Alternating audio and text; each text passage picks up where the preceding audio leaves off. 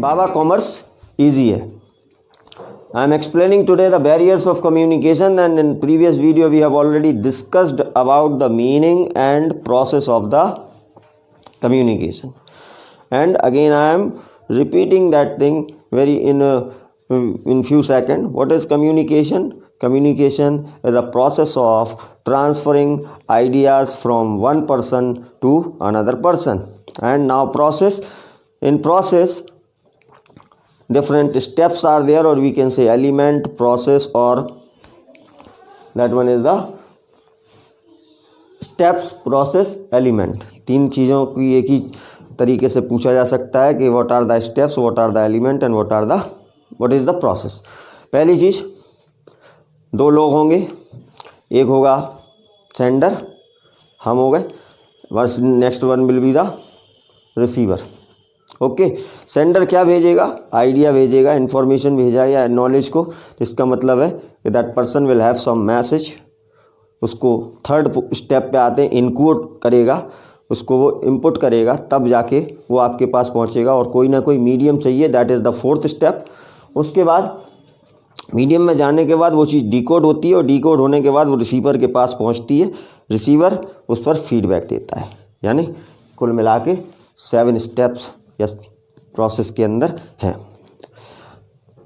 Now in this video we are going to discuss the barriers, problems और obstacles of the communication. कि when you are presenting anything, what kinds of problems you are facing and how many types of barriers are there, that we will discuss. So first one is the organizational barrier. Organizational barriers are those barriers which are directly related with the external or internal environment of the organization. केवल organisation से ही related होते हैं. जैसे उसके rules और regulations, जैसे इसमें दिया हुआ है organizational policies. If there is any policy in which certain guideline is there, you can't go beyond that guidelines. अगर ऑर्गेनाइजेशन की पॉलिसी है कि 2 साल के पहले किसी को परमानेंट स्टाफ के तौर पर नहीं लिया जाएगा, नहीं लिया जाएगा, इसका मतलब 2 साल के पहले नहीं लिया जाएगा, या 2 साल तक किसी भी स्टाफ के मेंबर को कोई पर्टिकुलर फैसिलिटी नहीं देनी है, 2 साल के बाद that person will be applicable. तो ये हो गई आपकी ऑर्गेनाइजेशन पॉलिसी. ठीक, हम कम्युनिकेशन की बात कर रहे हैं. कम्युनिकेशन में सीधी सीधी बात है कि आप डायरेक्टली अपने एचओडी को कांटेक्ट नहीं कर सकते हैं. जो उसके नीचे सुपरवाइजर है, you will talk to that person, right. And next one is the rules and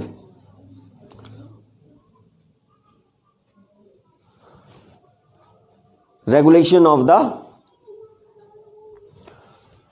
organization. तो as per the rule you will complete your task. अगर 5 स्टेप हैं तो 5 स्टेप फॉलो किए जाएंगे. Who will be main person, subordinate उसमें interfere कर सकते हैं या नहीं कर सकते हैं, that is the also very important part.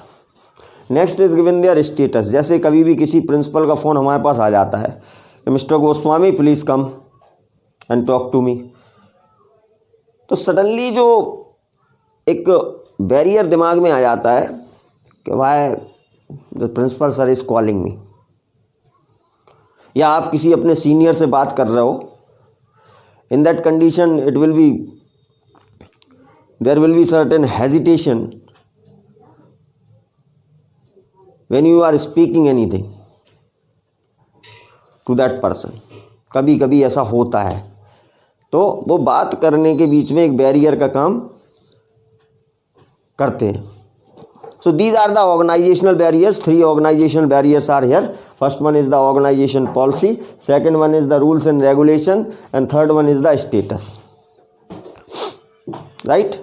आप किसी सेलिब्रिटी से मिलने जाते हैं तो क्या आप उससे बात कर पाते हैं? इसका अगर फ़ोन भी आ जाए तो अचानक ही आपके गले में जो आवाज़ है वो ऑटोमेटिकली आना बंद हो जाएगी, राइट. तो that is the status. Now in next, semantic barrier. Semantic barrier are those barriers which are directly related with the language. Linguistic barrier हैं ये, लैंग्वेज की वजह से या लैंग्वेज में जो प्रॉब्लम होती है उसके बारे में इसमें बताया जाता है। और जब आप किसी भी मैसेज को बैडली एक्सप्रेस करते हो, suppose that I am discussing this chapter, right, और बैडली एक्सप्रेस मैसेज में हो क्या जाता है कि या तो हमारी स्पीड बहुत ज़्यादा फास्ट हो, या हमारी स्पीड बहुत ज़्यादा स्लो हो, या उसमें बहुत सारे गैप्स हों, या जो चीज़ हम बोल रहे हैं वो आपकी लैंग्वेज से डिफरेंट लैंग्वेज में बोल रहे हैं। Is it clear? तो सबसे पहला आ जाता है बैडली एक्सप्रेस्ड मैसेज। ठीक, अगर हमने उसको एक्सप्लेन प्रॉपर तरीके से नहीं किया, उसको एक्सप्रेस प्रॉपर तरीके से नहीं किया, वो आ जाता है नेक्स्ट, फॉल्टी ट्रांसलेशन। किसी चीज़ का मीनिंग हमने आपको गलत बता दिया, ये भी आपकी लैंग्वेज की प्रॉब्लम है। जैसे आपसे पूछा गया है what do you understand by barter system, right, when the commodity will be exchanged with the another commodity that will be known as the barter system और C2C economy। ये है इसकी एग्जैक्ट। अब हमने आपको कुछ बता दिया दूसरा कि, तो वो आपका हो गया फॉल्ट, गलत बताना, लैंग्वेज से related. Next one is the technical jargon. बेटा ड्राइंग का क्या मतलब होता है? कॉमर्स साइड के स्टूडेंट इमीडिएटली रिप्लाई करेंगे drawing is amount withdrawn by the proprietor for personal use. लेकिन एक साधारण आदमी से आप पूछो कि what is the meaning of drawing, तो वो कहेगा आर्ट होता ड्राइंग का मतलब। तो टेक्निकल वर्ड्स जो होते हैं, जो टर्मिनोलॉजी यूज होती है सब्जेक्ट में, वो भी एक बैरियर क्रिएट करती है। कॉमर्स साइड के स्टूडेंट के लिए ड्राइंग का मतलब कुछ और है और ऑर्डिनरी पर्सन के लिए ड्राइंग का मतलब कुछ और है। तो वो अपना दिमाग तो वही लगाएगा ना कि ड्राइंग मतलब आर्ट, और कॉमर्स साइड का स्टूडेंट होगा वो समझ जाएगा कि ड्राइंग मतलब अमाउंट विदड्रॉ की प्रोपराइटर ने। तो ये टेक्निकल जार्गन में। इसके बाद आ जाते हैं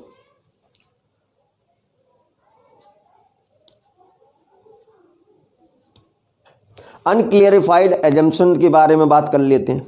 कई हैं उसमें, एक्चुअल में जो इजी हैं वो हम आपको पहले बता रहे हैं। अनक्लियरिफाइड एजम्पशंस यानी कि जो एजम्पशंस आपके क्लियर नहीं हैं, जो चीज़ आप एज्यूम कर रहे हैं वो that is not very clear. तो जब हमारी क्लियर नहीं होगी तो हम आपकी क्या क्लियर करेंगे? मैं suppose that I don't know the meaning of money. जब हमको नहीं मालूम मनी के बारे में, मनी का मतलब वो होता है, अब हम सोचेंगे कि मनी का मतलब क्या होता है, उसके बाद कुछ ना कुछ आपको बता देंगे। दैट इज़ अनक्लियरिफाइड एजम्पशंस, यानी कि जो चीज़ मालूम ही नहीं है उसको हमने आपको बता दिया बस, तो that will be semantic barrier में आ जाता है। उसके बाद है body language and the gesture. Presently I am standing in front you, right, and everything will depend not on the language or which I am explaining or the language which I am using here. Sometime the body language will be also played very important role. Just like if you want to say very good, okay, but your face is quite dull and your body language is saying good, no. So body language and your gesture will also play important role. Okay, जैसे आपको किसी के यहाँ जाना नहीं होता, या किसी दोस्त है, ऐसा दोस्त है जिससे आप ज़्यादा मिलना नहीं चाहते, और अगर वो अचानक मिल जाता है और हाथ बढ़ाता है तो आप you will just do the hand shake just like a dead fish. जैसे मरी हुई मछली देखा आपने, तो आप उसके हाथ में जब हाथ देते हो तो आपका जो बॉडी लैंग्वेज होता है वो कैसा होता है, जैसे आप ऐसे रख देते हो ओके, और ये इस तरह मुंह है और जब कोई बेस्ट फ्रेंड मिलता है जिसको आप लाइक करते हैं, at that time your body language will be quite different. Okay, तो बॉडी लैंग्वेज भी, आपकी बॉडी लैंग्वेज कम्युनिकेशन में बहुत इंपॉर्टेंट रोल प्ले करती है। नेक्स्ट आ जाते हैं words and symbols with the different meaning. हमने आपको बता दिया what is the meaning of this, what is the meaning of this? You want to say excellent, right? But for the mathematics student, this one is 0. What is the meaning of this? This is the sign of the victory, but they want to say only 2. हमने maths के student के लिए ये this is the meaning of 2, 3, 0, but in general language this is the sign of the victory. So here you see words and symbols with the different meanings. Words भी होते हैं, अभी हमने ड्राइंग का एक एग्जाम्पल दिया था कि ड्राइंग अगर आप कहेंगे तो वो चीज़ आपको, तो ये लैंग्वेज से रिलेटेड वेरियस है।